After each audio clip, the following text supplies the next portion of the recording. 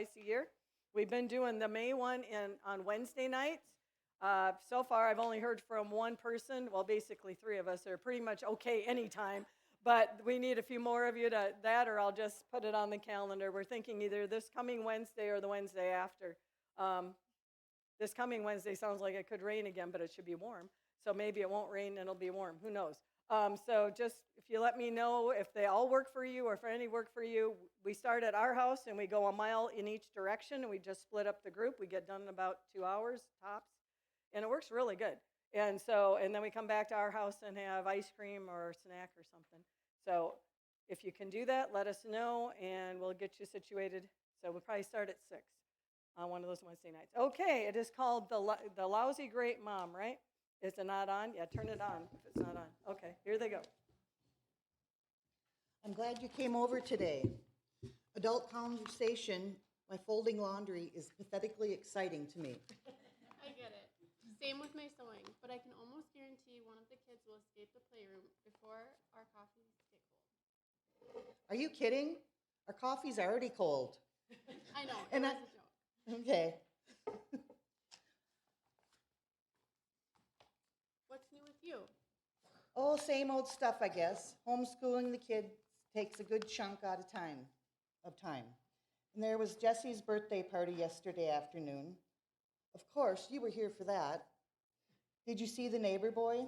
He was picking on my girls. What? I know. I spent the whole evening consoling them and reminding them that Jesus loves the neighbor boy too. But it was hard. Poor babies. How about you? Yesterday was crazy and I didn't get a chance to chat with you. Well, school keeps us hopping too. The music teacher told me that Ben wanted to start playing an instrument, but he didn't think he'd be good enough. So he decided not to try. Really? Aw, sweet boy. Did you talk to him? Yeah, I told him that Jesus gave him lots of gifts, and maybe this was one of them. I think he just needed a little encouragement. That usually does the trick. Then he told me he'd like to try the drums. Oh, no. Yeah. So what does the rest of your day look like? Just laundry all day? Not quite. After I finish this, and that jokingly, because we know that laundry is never ending. No joke. Anyway, I have to clean up the mess from Jesse's party, and then we have a church service project. And of course, the kids all expect to eat today. Again. How about you? Well, there's a Mother's Day pageant for Ben's class. The moms all get to sew costumes for the kids in our honor. How ironic is that? You want to know a secret? I'm not a fan of Mother's Day. I'm with you. I know it's supposed to be a nice day where we feel celebrated and loved, but it's more like, hey, how about if my brain takes an entire day to think about all the things I've done wrong as a mom? Yep, every single year. I wish I were more like my mom. My mom works so hard, always in the kitchen, it seemed. Yeah, my mom made me lunch every day and cut up my sandwiches in the cool way I liked. I took violin lessons for a while. Did you know that? No. Yeah, and I was terrible, but my mom was my biggest fan. Mine too, with everything I tried. She wasn't perfect. I do remember her yelling and crying sometimes and then apologizing. Sounds like me. Me too, sadly.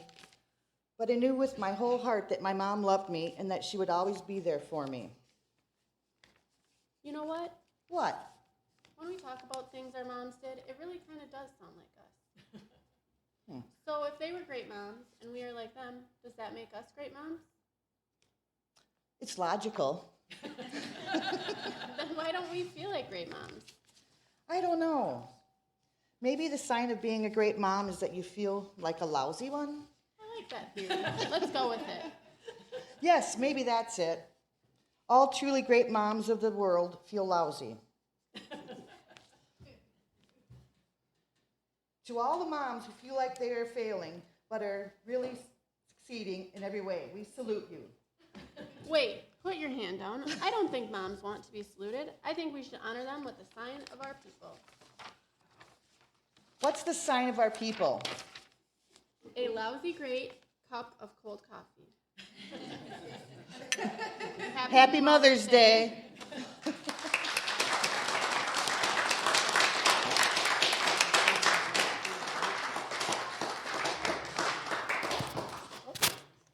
Thank you, ladies. You did a great job.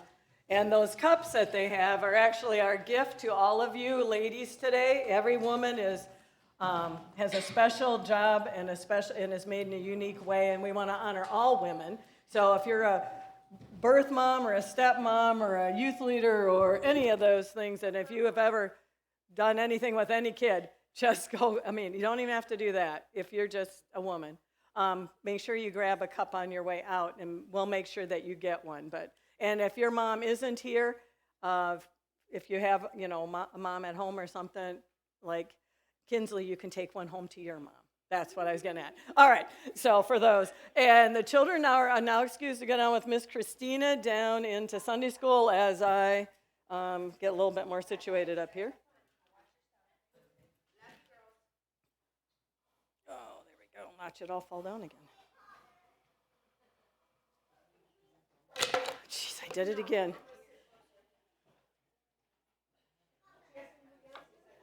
I practiced, so.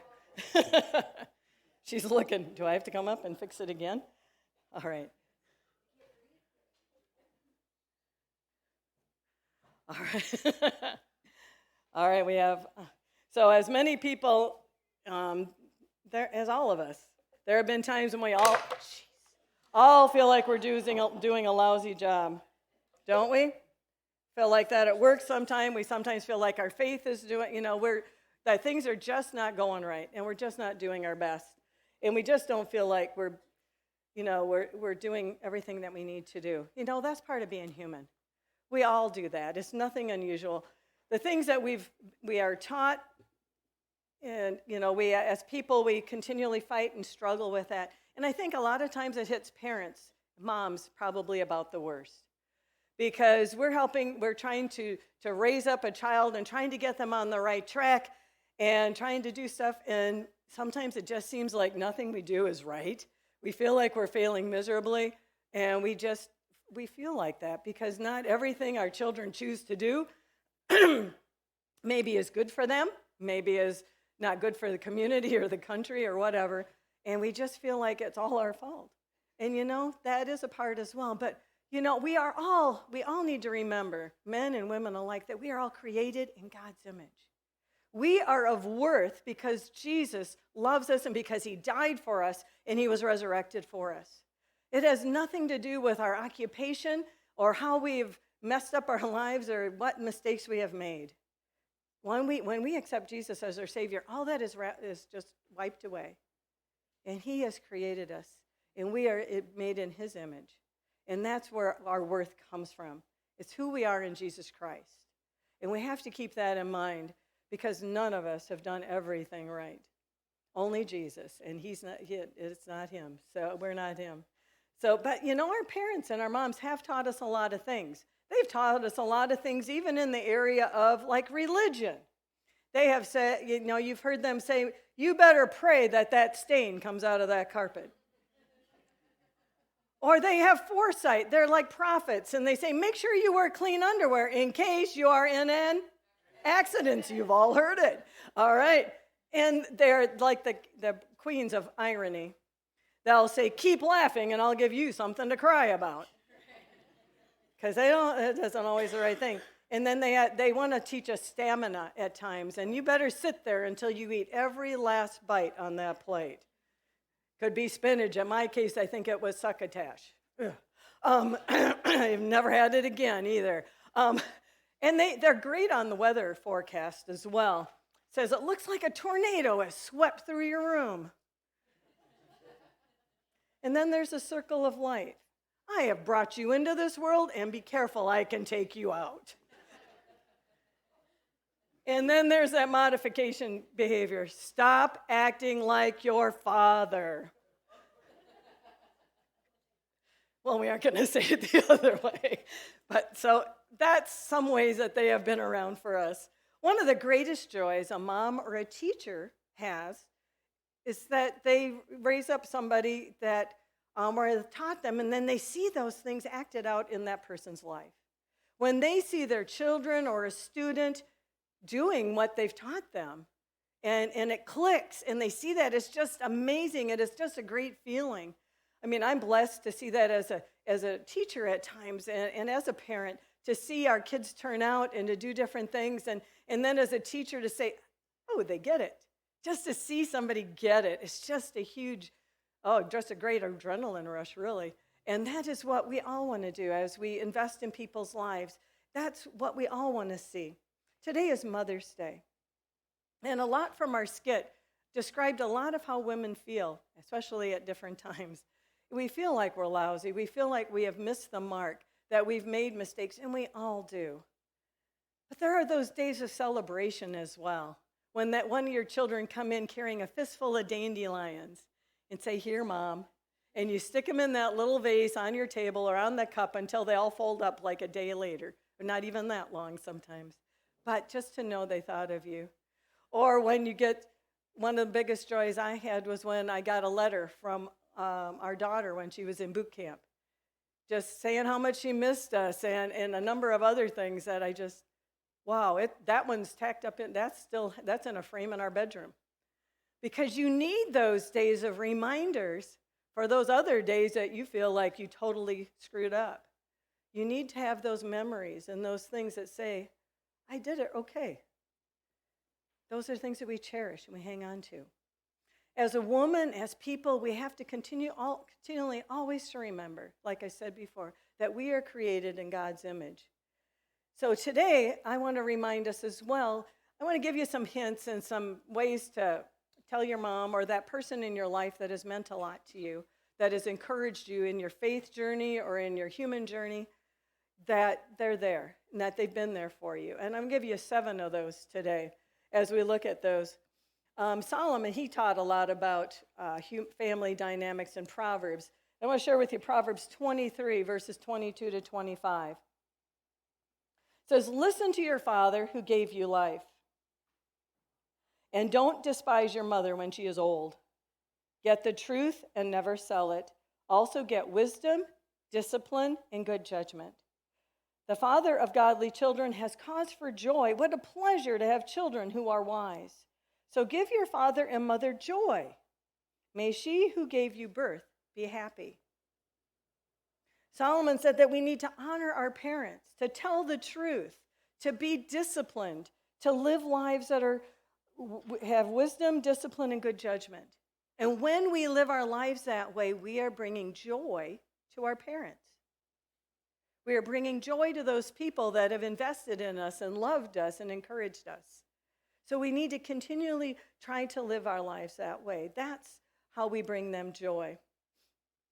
John wrote in his little letter of 3 John to the church there, he said, I have no greater joy than to hear that my children are walking in the truth. We bring joys to our mothers and to our families when we are walking in the truth. Solomon says that we bring parents joy when we're following those things as well. Jesus did that as he hung on the cross. He is our ultimate example, as always. And in John 19, during his crucifixion, he took the time to look at the one person that had nurtured him from the very beginning, that one human being that had been with him all through his entire life. And in John 19, verses 25 to 27, says, standing near the cross were Jesus' mother and his mother's sister Mary, the wife of Clopas, and Mary Magdalene. When Jesus saw his mother standing there beside the disciple he loved, he said to her, dear woman, here is your son. And he said to this disciple, here is your mother. And from then on, this disciple took her into his home. Jesus looked down from the cross. His mom had to have a lot of strength. That had to be excruciatingly difficult, to stand there and watch your son be tortured, to see nails put through his wrists and his feet, to see him struggle for every single breath, and to watch that whole process for that day, for that whole week. I mean, all that time, she was there. And he looked down from the cross. He could have focused on everything around him, but he saw his mom. And he looked down there, and he said, Mom, look at your son. And John is standing there, the disciple he loved, and he said, John, take care of my mom. I need you to be there for her in the days ahead. I won't be.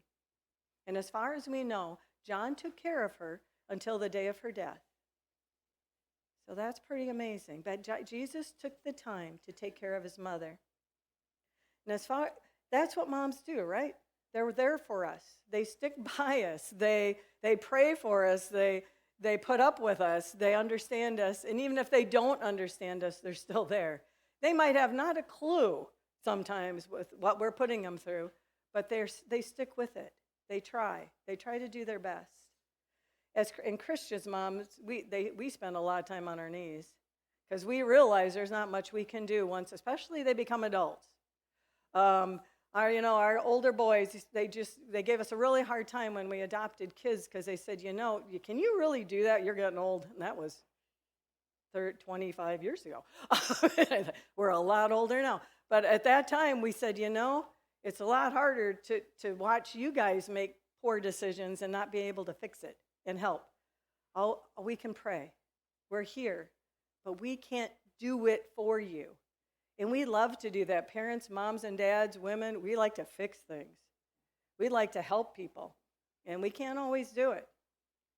But we know the one that can, and the one that is always with them no matter where they are. And we can pray for them and love them every single day. And that's what God calls us to do. We just spend a lot of time on our knees. So today I want to start with those 7 things of encouragement. How can we encourage our moms and those people in our lives that have really been around with us? Well, tell her.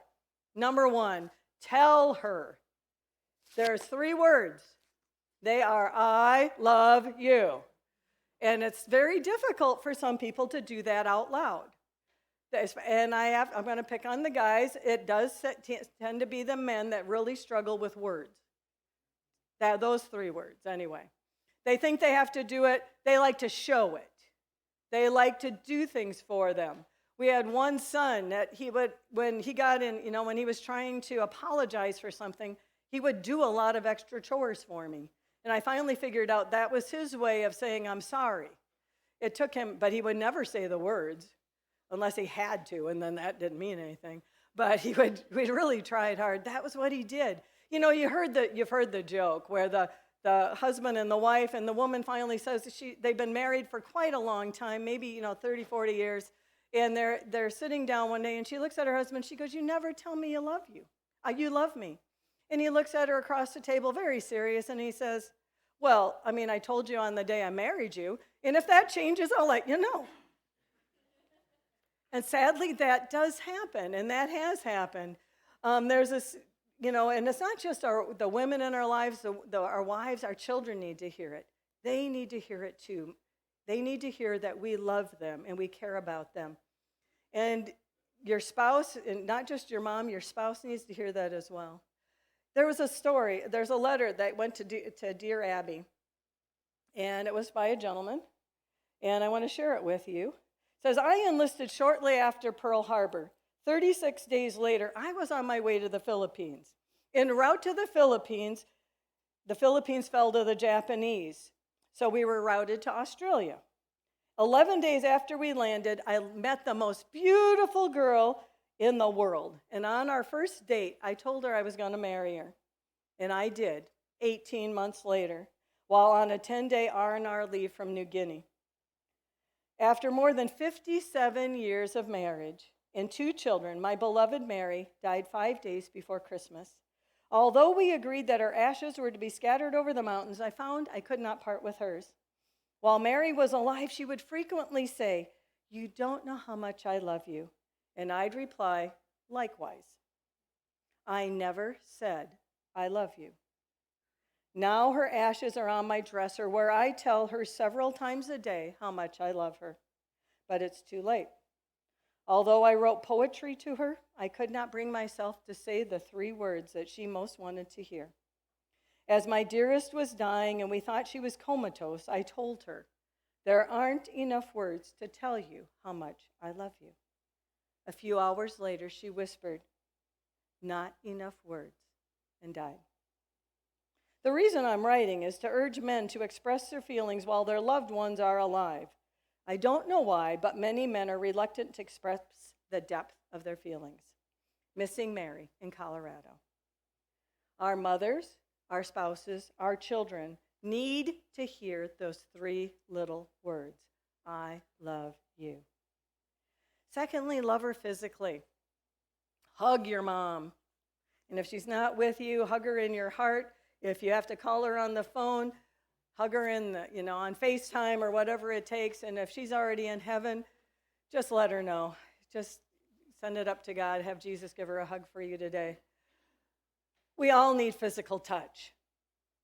We all need physical touch. According to a family therapist group, it says we need 4 hugs a day for survival. We need 8 hugs a day for maintenance. And we need 12 hugs a day to grow. That's a lot of hugging. But it's something that we all need more of. And the person in the world that should have it the most is the person that brought you into the world, if possible. They're the first ones that touched you. They touched your little face. They hugged you. They cuddled you. They changed your diaper. They cleaned you up. They kissed those boo-boos. They did all those things as you were growing up.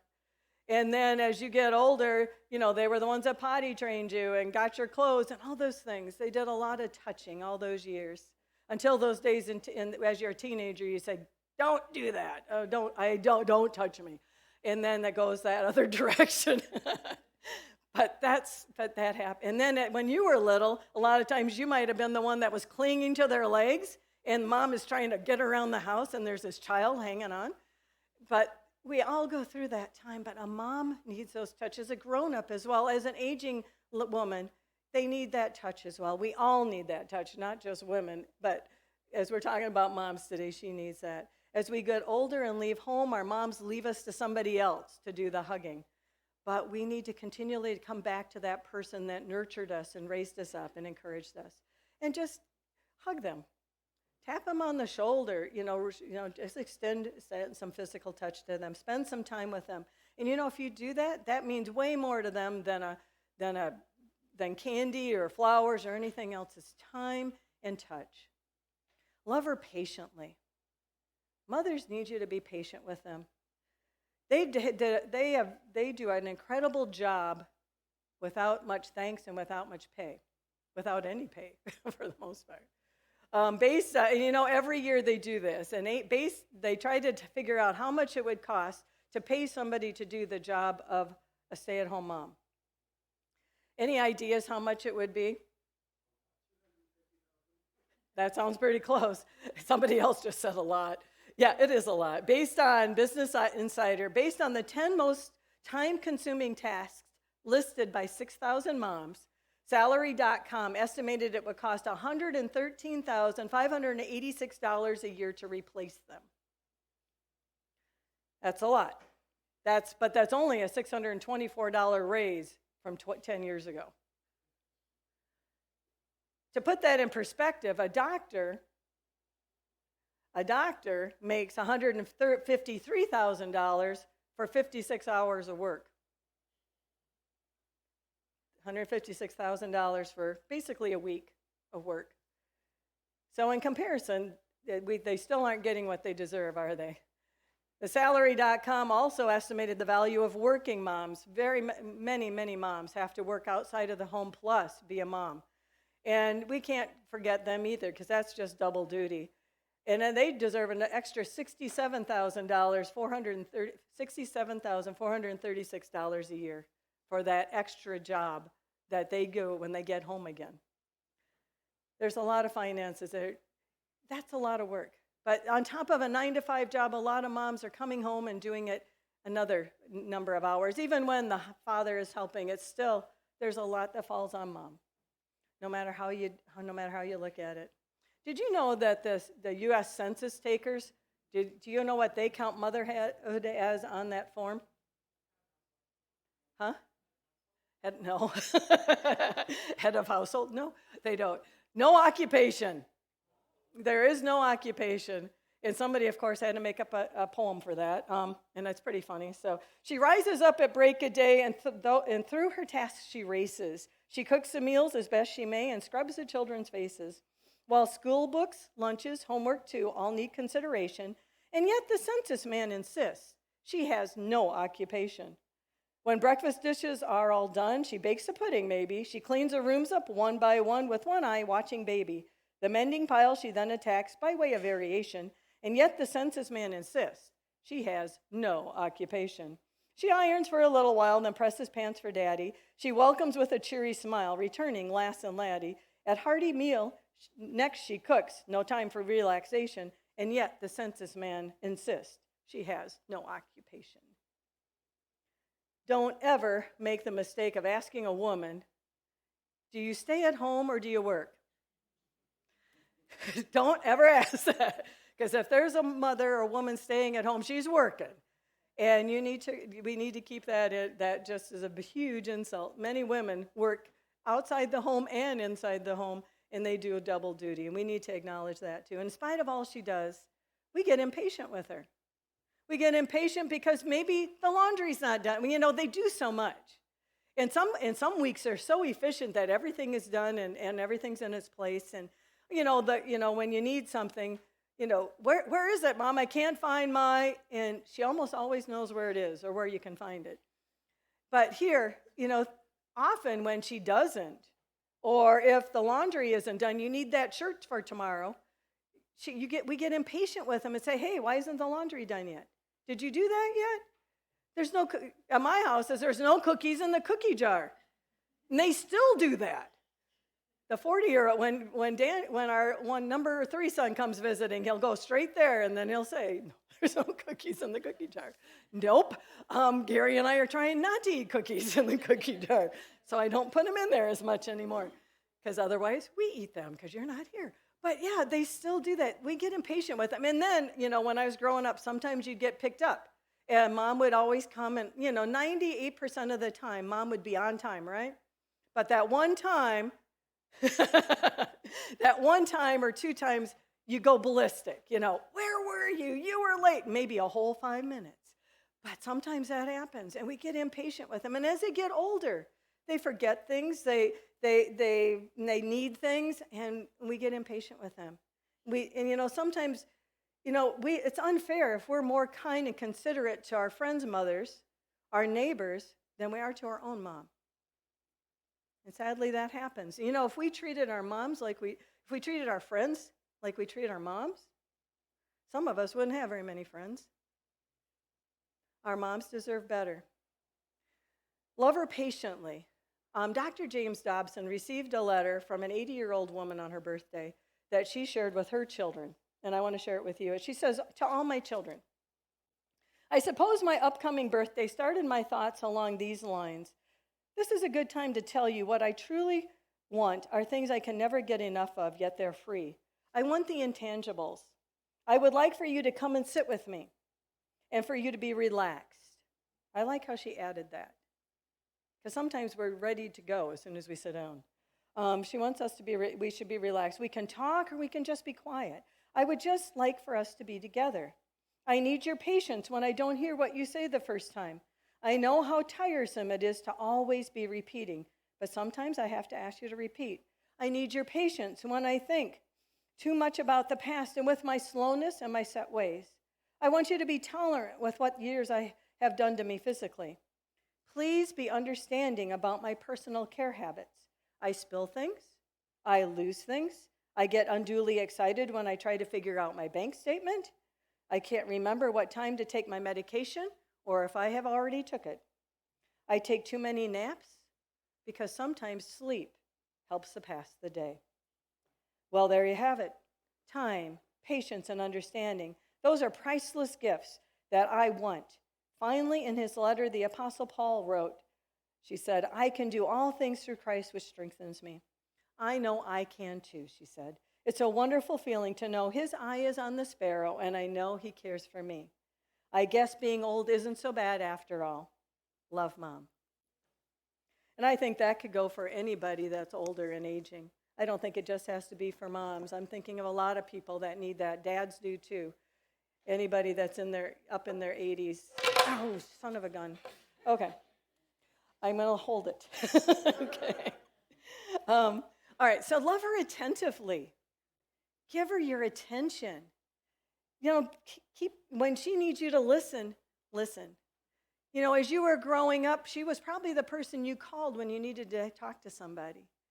And sometimes you would just say, I need to vent. And she would just listen. Because like I said, a lot of times moms can't do a thing about it, but we can listen. And we were there for you. And we do those things. And that we pour out our hearts to them. And now it's her turn. Her turn to pour out her heart to us. And we need to be attentive, not just trying to think of a way to fix her and try to make it better.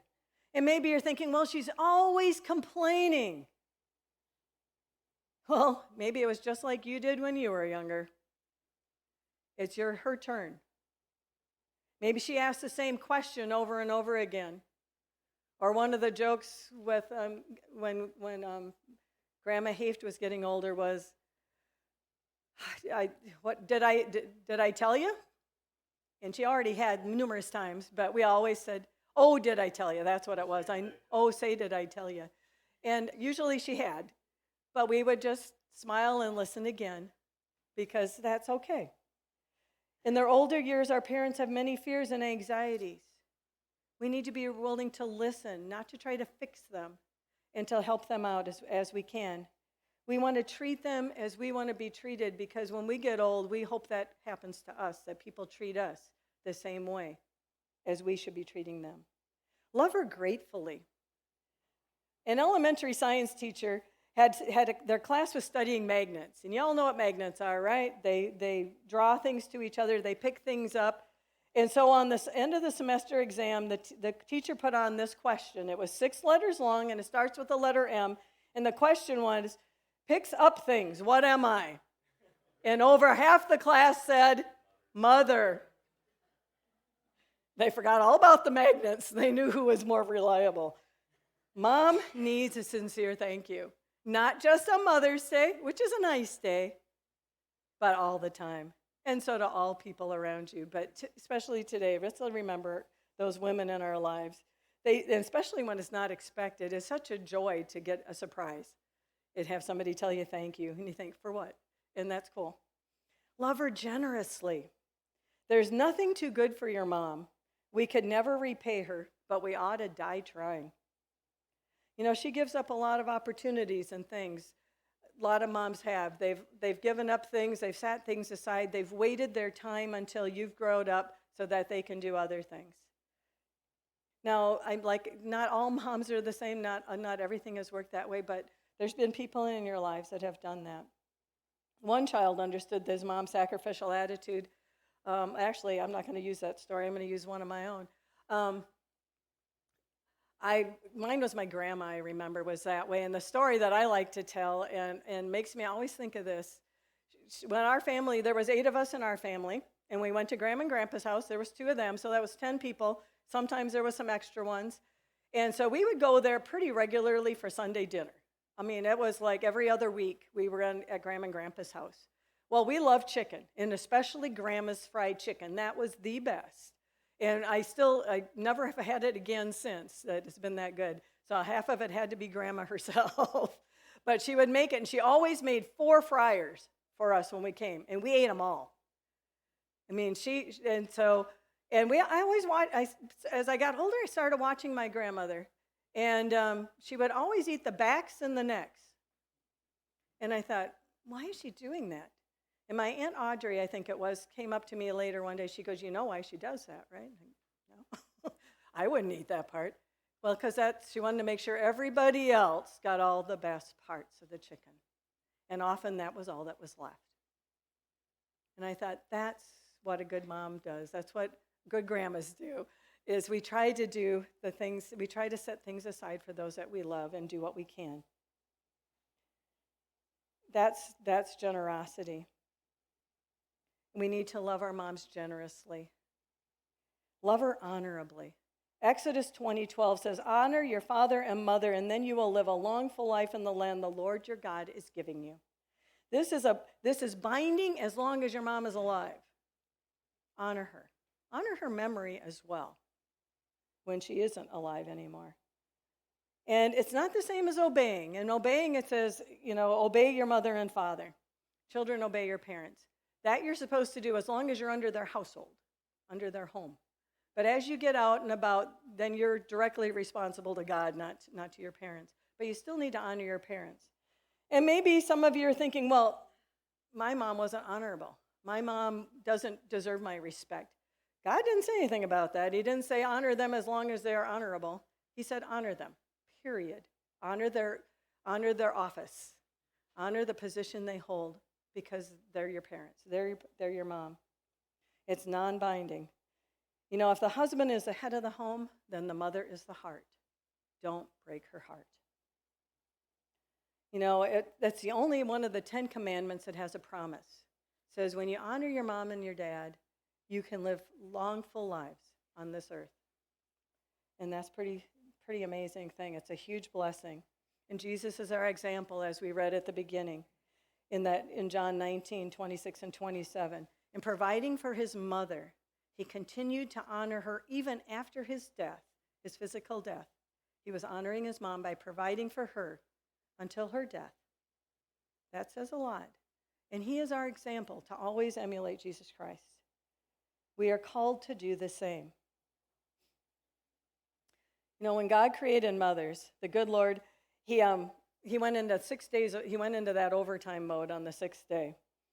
And when an angel appeared and said, you're doing a lot of fiddling around on this model. What are you doing? The Lord replied, have you seen the specs on this order? She has to be completely washable, not plastic. She has to have 180 movable parts, all replaceable. She has to run on black coffee, probably cold black coffee and leftovers. She has to have a lap that disappears when you stand up.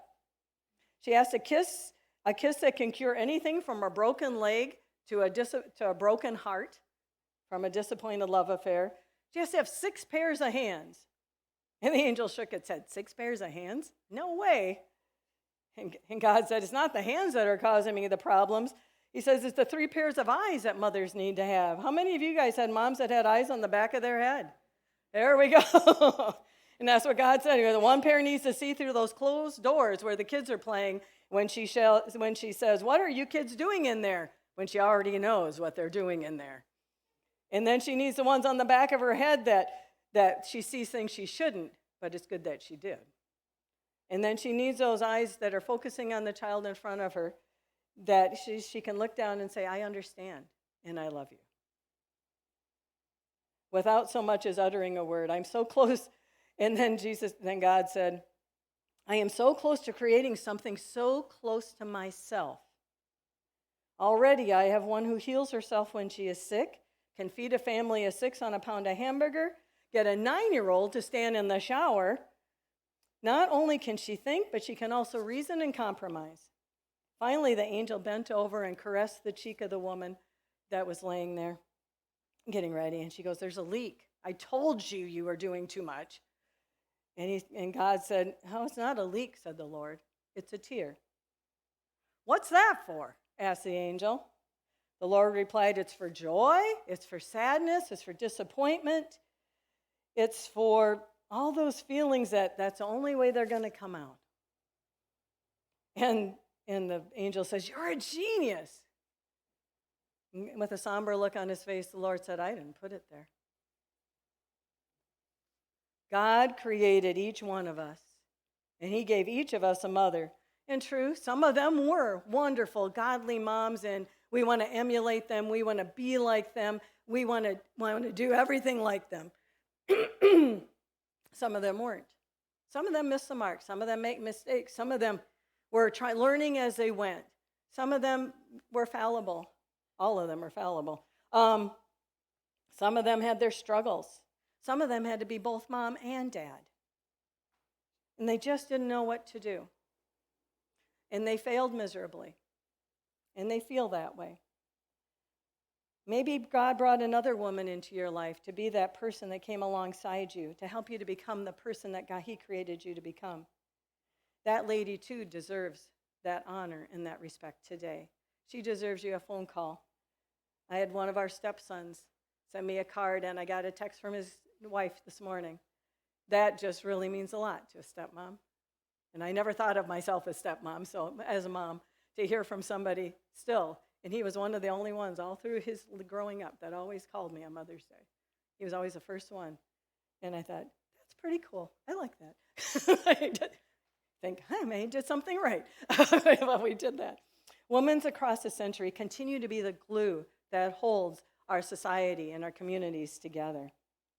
So as we conclude this morning, we are having communion today, and I think it's a huge way to kind of remember who Jesus was as well, and God. It says in that, in that funny thing about creating a mom, we know that God didn't make mistakes, and this wasn't difficult for him. But he said that he wanted to make something as close to him as possible. And in a couple of places in Scripture, he compares himself to a mother hen gathering her chicks under his wings. And Jesus sacrificed himself for us. And those women, those people in our lives that have come alongside us, sacrificed things in their lives for us as well, and raised us up to become who we are today. And so as Jesus had his sacrifice, I want us to remember that as well. I want us first to give a round of applause for God's crowning jewel, as God has created moms. So if you would do that right now, tell the Lord thank you, and those women in your lives, thank you. And if they aren't here, maybe they can hear us clap all the way to wherever they are. Go ahead.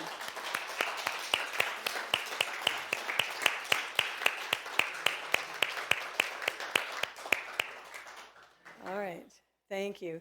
Laura, if you could play during communion. Isn't it nice to have Laura here today?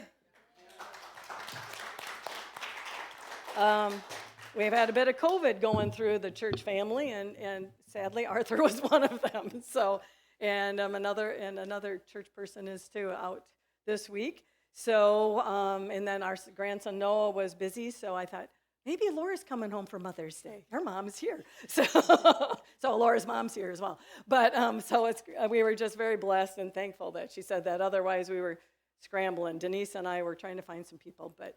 That or we'd be doing karaoke this morning. So aren't you glad I'm not leading music? All right, but we are going to have communion, and I do want us to get back into that sync there because Jesus died for us, and he gave himself up for us because he loves us. And not only that, because he wanted to be obedient to his Father, because he took on the sins of the entire world